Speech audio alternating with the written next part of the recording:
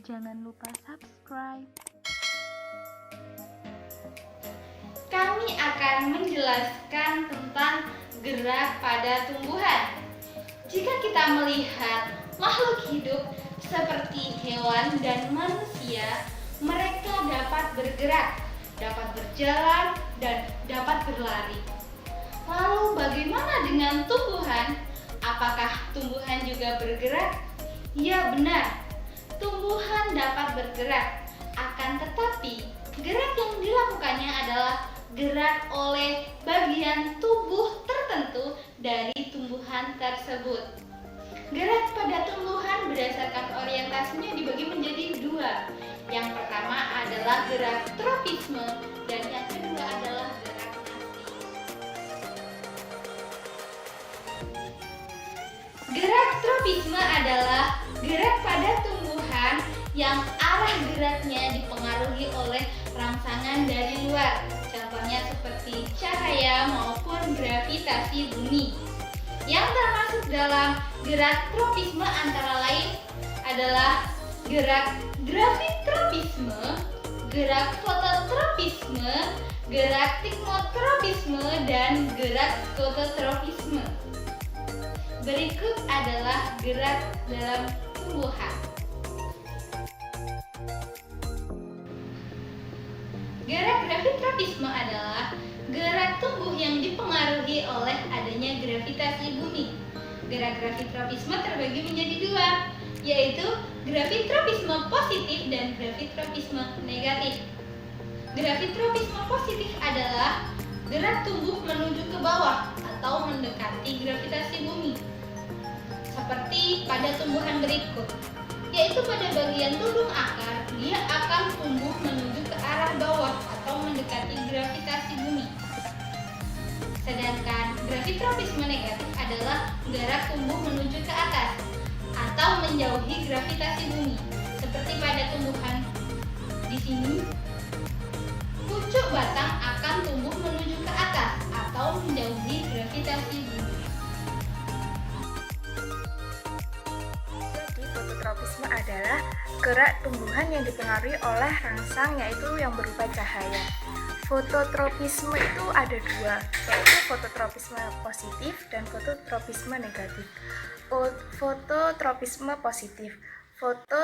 positif yaitu tumbuhan yang arah tumbuhnya itu mendekati rangsang yang berupa cahaya. Sedangkan fototropisme negatif yaitu tumbuhan yang arah tubuhnya itu menjauhi cahaya, menjauhi rangsang. Nah, pada fototropisme ini sangat berkaitan erat dengan hormon auksin. Hormon auksin ini biasa disebut juga hormon tumbuh pada tumbuhan. Hormon auksin ini biasanya berada pada ujung batang, akar, dan tunas pada daun. Nah, hormon auksin ini pada fototropisme sangat dipengaruhi oleh cahaya, dan cahaya dapat merusak hormon auksin, sehingga tanaman yang terkena cahaya auksinnya akan terdistribusi kepada sisi yang lebih gelap. Nah, hal ini mengakibatkan tumbuhan yang berada pada posisi yang tidak terkena cahaya matahari, tumbuhnya akan lebih cepat daripada tanaman yang terkena cahaya matahari. Nah, pada fototropisme positif itu tanaman akan tumbuh mendekati rangsang, yaitu berupa cahaya. Nah, pada tumbuhan ini dapat kita lihat bahwa ini adalah contoh fototropisme positif, yaitu gerak tumbuhan yang arah tumbuhnya itu mendekati rangsang, yaitu berupa cahaya. Jadi tumbuhan ini tegak lurus ke atas mengikuti arah cahaya. Jadi tikmotropisme itu yaitu gerak tumbuhan yang dipengaruhi oleh rangsang yang berupa sentuhan atau singgungan. Nah, tikmotropisme ini dapat kita lihat pada tumbuhan yang pada tanaman sulur. Nah, berikut ini adalah contoh pada tumbuhan tikmotropisme. Di sini tanaman sulur akan tumbuh lurus hingga menyentuh sesuatu. pada tumbuhan ini menyentuh kayu ini. Adanya kontak sulur tersebut merangsang sulur untuk tumbuh melilit karena terjadinya perbedaan kecepatan pertumbuhan karena sel-sel yang terkena sentuhan akan memproduksi auksin dan pertumbuhannya menjadi lebih cepat hingga membelok dan melilit sumber sentuhan. Nah, jadi ini. Ini akan membelok mengikuti sentuhan. Ini dinamakan tumbuhan sulur pada contoh Thigmotropisme. Gerak skototropisme. Nah, gerak skototropisme adalah gerak tumbuhan yang dimana tumbuhan tersebut menuju ke arah gelapnya batang tumbuhan terdekat. Pada gerak skototropisme ini berbeda dengan gerak fototropisme negatif.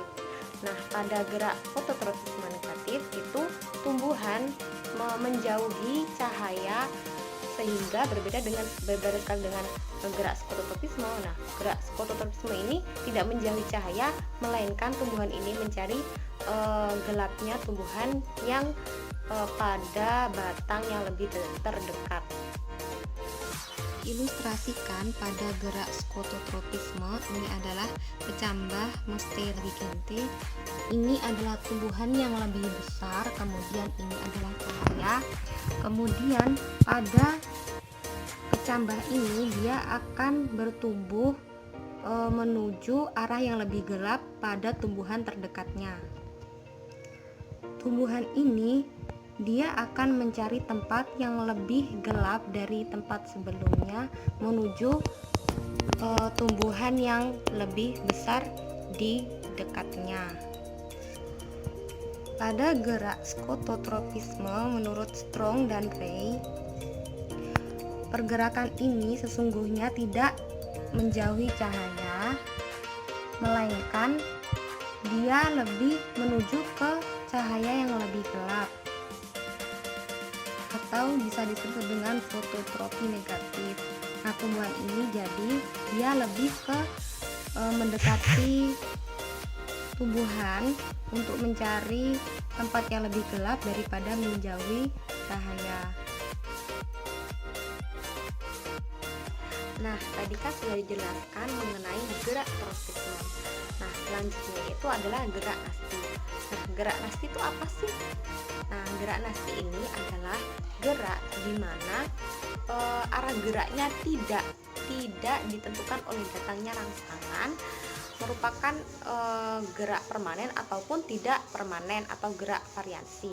Nah, gerak variansi itu seperti apa? Nah, gerak variansi ini biasanya melibatkan perpindahannya air.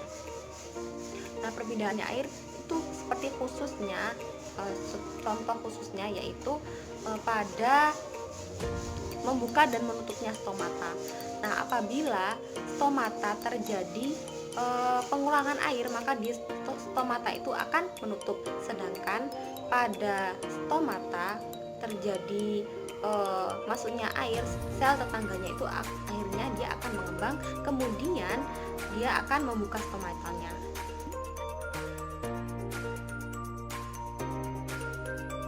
Gerak epinasti. Gerak epinasti adalah gerakan di mana tumbuhan itu membengkok ke bawah yang terjadi pada tangkai daun, sehingga terjadi posisi di mana ujung daun itu dia membengkok ke arah bawah, yaitu ke arah bawah menuju tanah. Nah, seperti itu. Ini adalah contoh gerak epinasti. Nah, gerak epinasti ini biasanya jadi pada tangkai daun. Nah, tangkai daun dia akan membengkok sehingga helai daun ini pada ujung daunnya dia akan membengkok menuju ke arah tanah. Hal ini terjadi karena apabila sel di bagian atas tangkai atau daun khususnya di urat pokok tumbuh memanjang secara irreversibel lebih cepat daripada sel di bagian bawah. Jadi sel-sel pada bagian bawah ini pertumbuhannya dia lebih berkurang daripada yang di atasnya. Apabila di atasnya ini pertumbuhannya sel-selnya lebih cepat, maka akan terjadi pembengkokan seperti ini. Dan sebaliknya, apabila sel-sel yang pertumbuhannya itu lebih cepat di bawah daripada di atas, maka yang terjadi itu yaitu tumbuhannya akan seperti ini, akan tegak, tidak terjadi pembentukan. Apa itu gerak termonasi? Yakni gerakan tumbuhan yang terjadi akibat adanya rangsangan suhu, seperti pada bunga tulip. Bunga tulip akan mekar secara sempurna ketika suhu di sekitar tumbuhan itu sangat tinggi. Sebaliknya, ketika suhu di sekitar tumbuhan itu sangat rendah, bunga tulip akan menutup. Sehingga kita dapat menemui bunga tulip hanya pada musim semi. Sehingga gerakan menutup dan membukanya bunga tulip termasuk dalam kategori gerak termonasti. Selanjutnya gerak niktinasti, yakni gerak menutupnya daun tumbuhan yang tergolong tumbuhan polong menjelang malam hari. Contohnya pada tumbuhan lamtoro. Dalam keadaan terang, daun tumbuhan akan membuka, sedangkan dalam keadaan gelap, daun tumbuhan akan menutup. Kenapa? Karena adanya perbedaan tekanan tubur dalam sel-sel jaringan persendian daun, sehingga gerak menutup dan membukanya daun tumbuhan ketika gelap maupun terang termasuk dalam kategori gerak niktinasti. Selanjutnya gerak hidronasti. Apa itu gerak hidronasti? Yakni gerakan bagian tumbuhan yang diakibatkan karena adanya perubahan konsentrasi air, yakni dengan cara menggulungkan daunnya. Contohnya pada rumput-rumputan. Udara yang sangat panas menyebabkan daun tumbuhan akan menggulungkan daunnya untuk mengurangi proses penguapan pada daun, sehingga proses penggulungan daun termasuk dalam kategori hidronasti. Seismonasti. Seismonasti berarti respon terhadap goncangan. Menurut bahasa Yunani, seismos berarti menggoyang. Contohnya itu pada tumbuhan putri malu. Tumbuhan tersebut memberikan respon sangat cepat, yaitu sekitar 0,1 detik setelah rangsangan diberikan. Dan penyebaran reaksi terhadap rangsangan ini ke bagian atas dan bawah tumbuhan berjalan antara 40 sampai 50 cm per detik. Apabila tumbuhan sensitif, maka diberi sentuhan atau kejutan. Terjadi dua macam reaksi pada proses ini, yaitu pada anak daun, bagian atasnya mengkerut sehingga anak daun melipat ke atas. Sedangkan pada petiol, bagian bawahnya yang mengkerut sehingga seluruh daun melipat ke bawah. Kegunaan respon ini bagi tumbuhan belum dapat dipastikan. Namun diduga pelipatan anak daun dapat mengagetkan dan mengusir serangga sebelum mereka sempat memakan daun. Dan langsung aja pada contohnya. Berikut contoh dari seismonasti. Tumbuhan putri malu akan menutup daunnya ketika ada sentuhan maupun goyangan.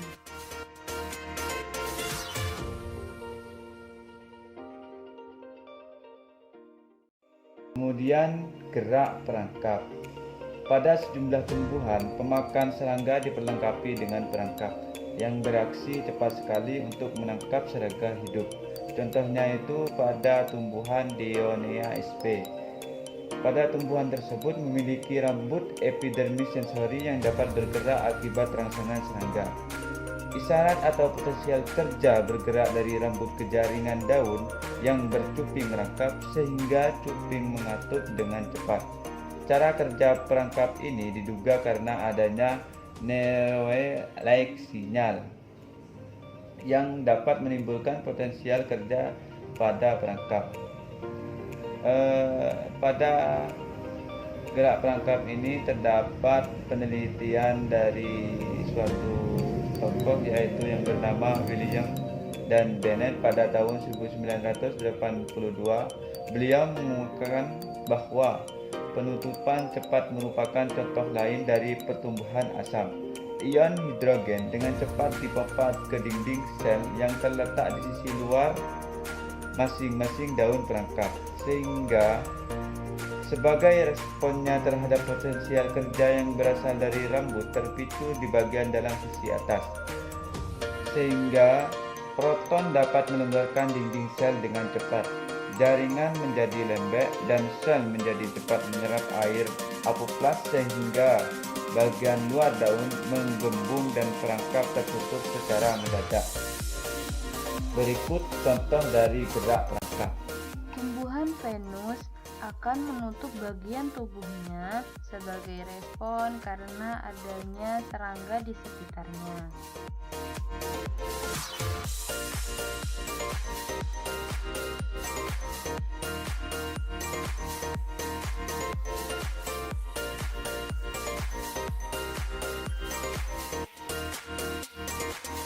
Terakhir, gerak berputar dan notasi. Gerak berputar atau twisting terjadi pada daun kacang yang membuat gerak rotasi. Gerak ini berjalan secara periodik dengan siklus waktu sedikit di bawah 1 jam dan hanya terjadi pada siang hari ketika daun tidak dalam posisi tidur. Sebagai tambahan, daun bergerak ke atas dan ke bawah dengan sudut sekitar 10 derajat dalam periode 1 jam. Kemudian apa yang dimaksud dengan notasi? Notasi merupakan gerak tumbuh ke atas yang gerakannya seperti spiral. Hal ini diduga disebabkan oleh keseimbangan yang tidak stabil pada pucuk batang yang mengakibatkan terjadinya isolasi dalam memproduksi zat pengatur tumbuh. Jadi pada gerak berputar dan notasi ini contohnya itu pada daun kacang.